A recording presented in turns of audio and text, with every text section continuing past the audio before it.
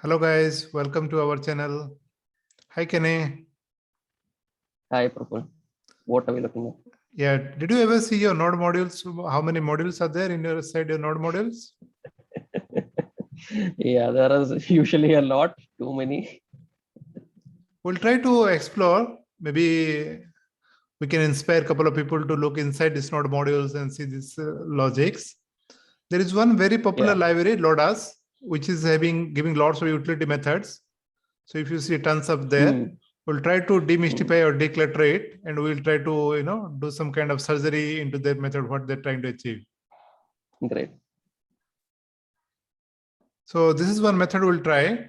First, we'll try to read this command, a specialized version of for each.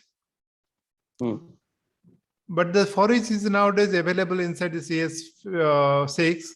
So we can use that, but the intention about this is to understand how this utility method written, what are the things they are implementing, so that it will help us to write our code better, right? Yes. Yeah. So without support for iterable shorthands, if let's say there is not available, then we can use it. Okay. So we'll pass two arguments. One is array, whichever alphabets array or number array, whichever may be. And this is like the function. Since this type is given, we can give some callback function, and we can just print that object. Okay. And they're trying to say this function will be called each time. Yeah. So let's first see how it executed. We give an array age. To call this function, let's try array age. First argument 1, 2, 3.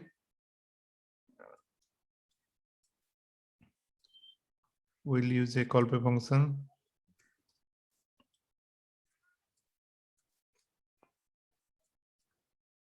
Console.log. I think it should take one parameter also, right? Yeah. Item. One by one item it should run it. Yeah. Yeah. Ignore this one. I think this is printing because of this tool. I'll try to figure it out how to comment it later.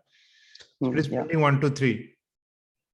So if you want to add, we can do any calculation over here. So 10. So basically this is your for each kind of loop, which is already available inside. I think we are already available here, right? For each kind of loop. Yeah. JavaScript. Yes. So there are two arguments. One is array, another one is iterative. The name seems very funny. Iterative.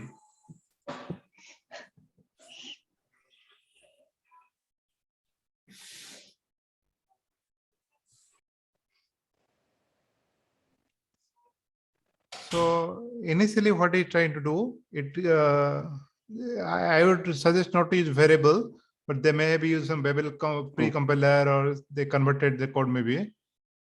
So better to use const or let if possible. Yeah.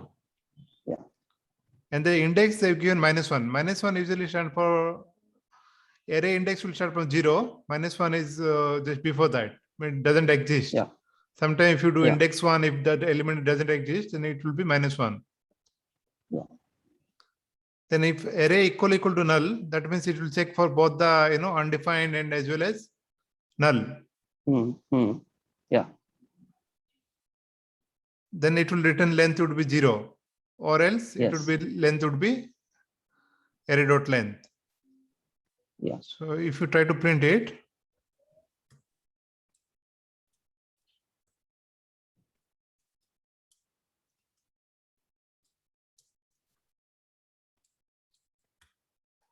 index length. Index is -1, our array length is 3. So if you push undefined, let me try undefined. Yeah, so this array length would be 0. If you don't pass, I think that is a syntax error. we have to pass some value or variable in this case. Hmm. So array, or we can pass as null as well. Yeah. -1, 0. Now revert back to our array 1, 2, 3. Now this symbol is this tool is looking very funny, but it is plus plus. Hmm. So if you get -1, plus plus would be 0. 0 Yeah. less than the length 3. Yeah. Then it will to call this function. Then this particular thing is calling this function.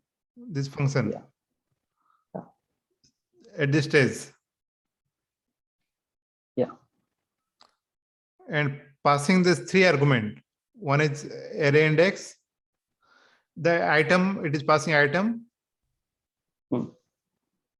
It is passing the index. It is passing the entire array. Hmm. So let us, we also see that Yeah. array. Yeah. And let us comment this code. Item, index, array. So if you see here, the item 1, 2, 3, just to simplify it, let me give 1 because index and that will be confusing. Hmm. See this item individual element 1, 1, 2, 1, 3, 1. Yeah. The index start from 0, 1, 2. And this is 0, the 1, entire array. If you want to check some values exist or not, or if you want to do anything else with the entire array, that is also possible to you. Hmm.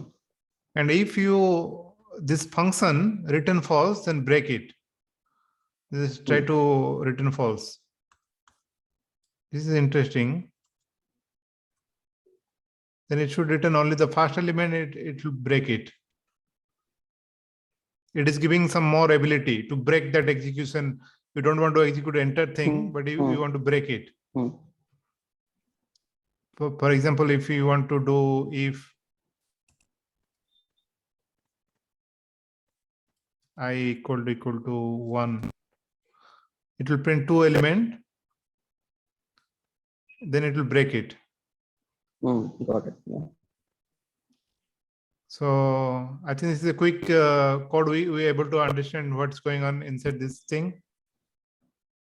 And also the interesting thing that it return the same array as well. Return array. If you want to do this const ABC,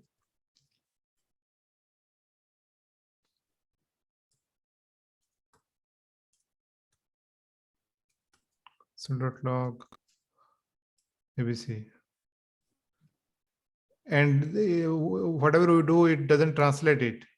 I don't think it will return the original array only. See here we are changing this value 20 to 42, but like map it doesn't change this value. Just doing some operation using those values, but not affecting the original array. Right? Yeah. Okay, Kenny. We should be good today. Bye bye, guys. Okay, Have a good day ahead. Bye, guys.